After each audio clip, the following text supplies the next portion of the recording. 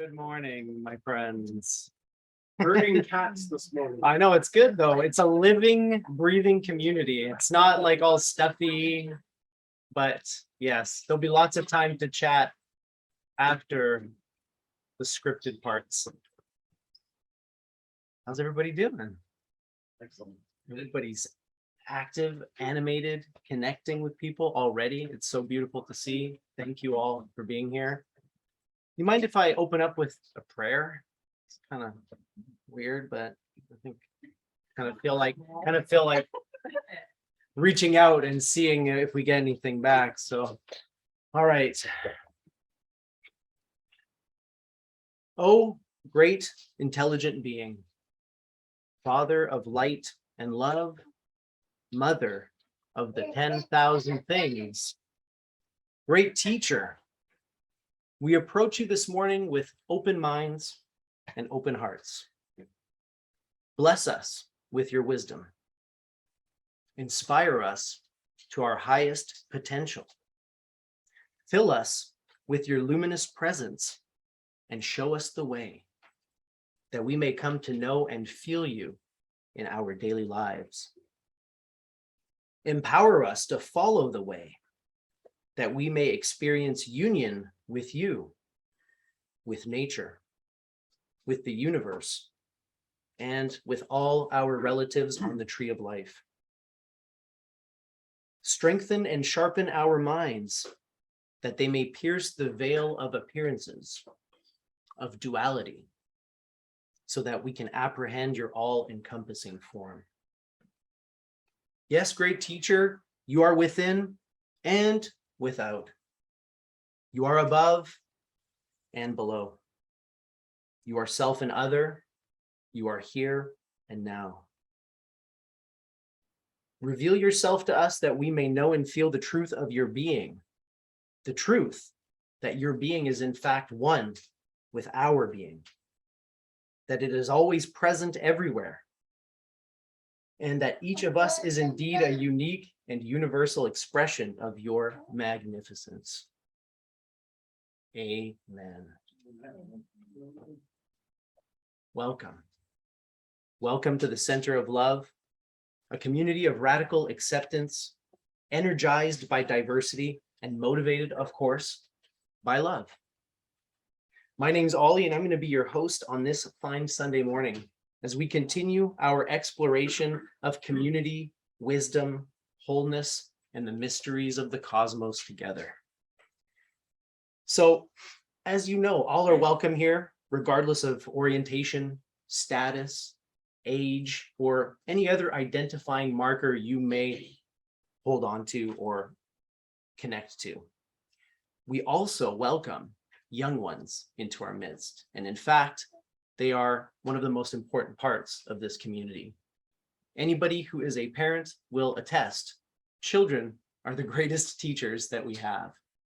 And since I know many of us here are veteran meditators, I'm going to use the analogy of fitness. When you get quite strong at doing push-ups and they become easy, what do? Amp it up. Add resistance. Yeah, of course. Yeah. So when you're an expert meditator, you add distractions. Now, I'm going to assume that there's not going to be that many distractions because these young ones are extremely well behaved, and we appreciate you all hanging with us and being a part of this gathering. We feel your love, and I hope that you can feel ours as well. Okay, so today we're here to talk about something that is near and dear to my heart. In a roundabout way, what we're talking about today is living well, the art of living. How can we do this? And last time we gathered, Mati was kind enough to identify some of the obstacles that we may face when trying to live well. The external and internal pressures that prevent us from loving ourselves, from achieving joy and happiness, and so on and so forth. And so continuing on this theme, our speaker today, James, is going to be adding tools to this emotional toolbox, this kit of practices and methods for overcoming life's problems and challenges, whether they are small, big, short-term, or long-term. And so I will introduce our speaker. Born in the Philippines, James considers himself a BC boy. having been raised since the age of 6 in Vancouver. Educated in private Catholic schools for his entire life, he can lay claim to many justifiable neuroses and narrow-minded perspectives. Very humble of you to admit. It took him half a lifetime to learn that other people think differently, and in a few rare cases, oddly. In searching for a different path, James studied with a variety of faiths, from the Baptists to the Jehovah's Witnesses and the Bahai. He has finally settled on a softly chewed blend of humanism, Buddhism, scientific rationalism, and universal WooWoo.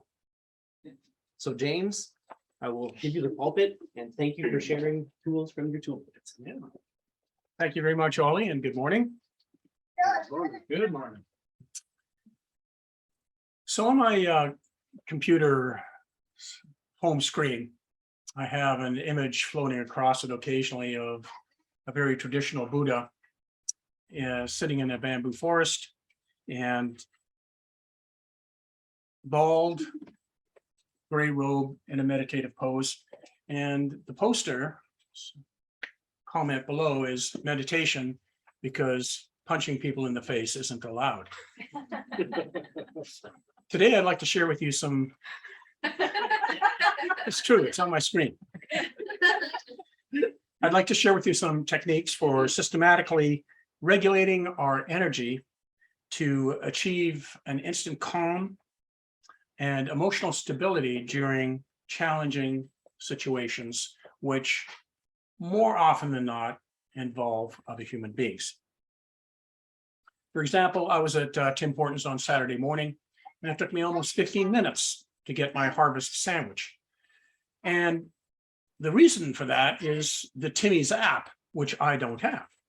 I'm standing in line and people are walking in, grabbing their food, walking out, walking in, grabbing their food, walking out. And I think it was 5 minutes before they decided to even look at me to talk to me. And then I chilled down using my own system of recalibrating. So one of the very first techniques that we can use is calibration. Anytime a frustration or a circumstance comes up that irritates us, just calibrate it. Is it a 1, a 2, a 3, a 4? You might want to use an ABCD system. And at that moment, I just said, hey, this is a 1, chill out. I eventually got my harvest sandwich in 10 or 11 minutes. And I think I will get the Timmy's app. Something that I just discovered very recently is breath hold, where if something bothers you in an instant, just hold your breath, because at around the 7-second mark, your brain is going to move from the problem to this new problem of, hey, I'm not getting oxygen. I'm serious, it really works. The brain just comes right off those rails and onto this new rail that you're holding your breath. You may want to use the third technique of box breathing. And box breathing is a 4 count. You can use 2 seconds, 3 seconds, 4 seconds, 2 seconds in, 2 seconds hold, 2 seconds out, 2 seconds hold. Generally, I use a 4-second box breath. And again, that shifts the mind into breath work and away from the irritation. Another perspective, when you've got a little bit of time, you're out of that moment of immediate irritation, is the 2-2-2-2-2 perspective. Are you going to angst about this for 2 minutes, 2 hours, 2 days, 2 weeks, 2 months, or 2 years?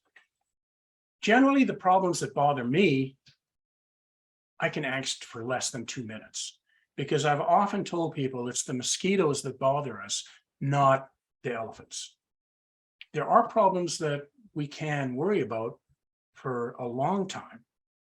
And at that point, you might want to determine, okay, I'll give it 2 years and then I'm not going to think about that any longer. One of the fifth technique for immediate problems is allow. Allow this to happen. Allow that person the space. Allow that person to be wrong. Allow that person to be rude. In other words, don't should on them. I'm a really good shooter. I shoot on people all the time. And I've been very good at backing away from that because of something I'll introduce to you towards the end of the presentation. So just allow it to happen. Allow them to cut in front of you at the grocery store, whatever it is, because I can angst about the smallest things. I really do angst about the mosquitoes. You know, the people that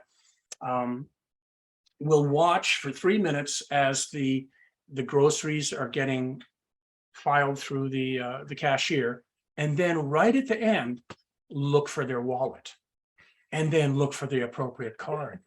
And I'm going, you had 3 minutes to find your wallet. All right, James, it's a number one. Let it go. Let's look at some medium-term problems, which are the number twos and the number threes. We're not going to even get into the number fours. If you're in a number four problem, you probably need a psychiatrist or a lawyer. So let's look at the number twos and the number threes. Meditation, of course, is one of the most powerful tools that we can have in our emotional toolbox. I won't get into it because most of us practice meditation, and we all know the short and long-term benefits of meditation.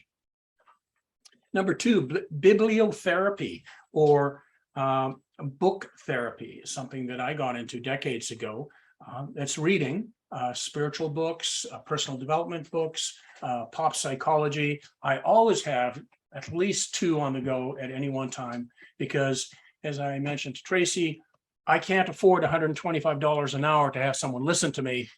I'd prefer to buy a $30 book and teach myself. Exercise, obvious. Studies have shown the benefits of exercise in regulating our emotions. Research has shown that exercise can be as effective as antidepressants in terms of treating depression. It's also a lot less expensive. Forest bathing. Have you heard of forest bathing? The Japanese have coined that term, and we all know a nice long walk in the forest is beneficial. But it's not just because of the oxygenated, rich environment in the forest. Apparently, research has shown that trees give off chemical compounds that can trigger the beneficial neurotransmitters in our brain. So if we're in that forest for at least an hour, apparently the neurotransmitters of serotonin, dopamine, and norepinephrine get kicked off in our brains.